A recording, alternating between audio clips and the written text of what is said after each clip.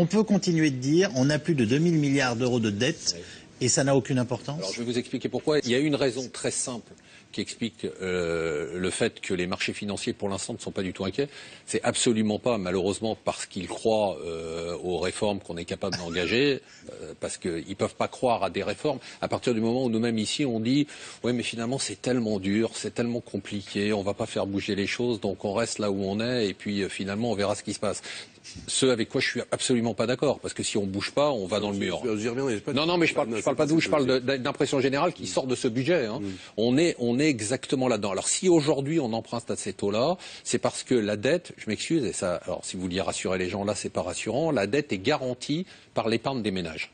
C'est-à-dire qu'aujourd'hui il y a 2030 milliards de dettes de l'État et il y a 12 000, 6 fois plus, milliards d'euros de patrimoine des ménages français. C'est-à-dire que ces 12 000 milliards, ils ne vont pas être élevés, il ne faut pas faire peur aux gens. Donc vous suggérez, parce que même Jacques Attali l'a dit récemment, finalement l'État va un de ces jours taper dans l'épargne. C'est-à-dire que qu'est-ce que se dit, alors ça rejoint un peu votre idée, mais qu'est-ce que se dit l'investisseur? Il ne se dit pas, de toute façon s'ils sont mal, ils vont vendre le Louvre, ils vont vendre leur participation. Il se dit s'ils sont mal, de toute façon, au pire du pire, ils iront taper 10% de l'épargne au-dessus de 150 000 euros, et puis ils nous rembourseront, et puis ça sera réglé. Mais pas Chypre, hein.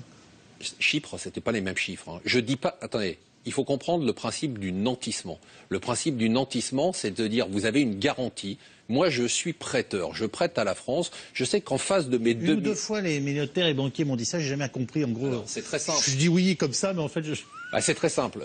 Les gens nous prêtent 2000 milliards d'euros. Et en face de ça, ils ont en garantie qu'ils appelleront pas. Ils appelleront le jour où il y aura une catastrophe, mais a priori, ils n'ont aucune raison de l'appeler. Ils ont 12 000 milliards d'euros qui appartiennent aux ménages. Et comme on sait qu'en France, il n'y a qu'un truc qui marche bien, c'est les impôts.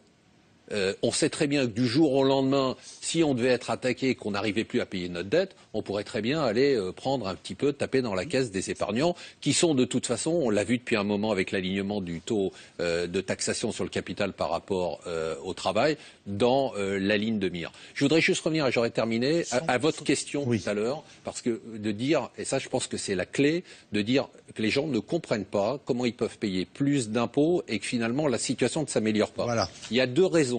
Il y a une réalité et qu'on ne peut absolument pas nier, c'est qu'il y a une partie des dépenses publiques qui sont faites qui ne participent ni au bien-être, ni au bon fonctionnement de l'État, ni à la croissance.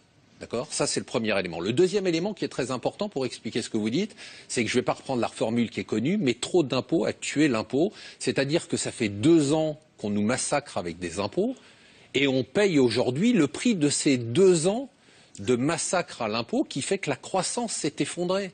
C'est-à-dire pourquoi les recettes d'impôts se sont effondrées aujourd'hui? Parce qu'on a tellement cherché à imposer, à se servir sur un gâteau, que ce gâteau a diminué. C'est-à-dire que des entreprises, je ne parle pas des grosses entreprises qui, elles, de toute façon, payent leur impôt à l'étranger ou ne le payent pas. Je parle des petites entreprises. Elles ont tellement été taxées qu'aujourd'hui, les résultats ne sont pas là. Elles ne gagnent pas d'argent, donc elles ne payent plus d'impôts.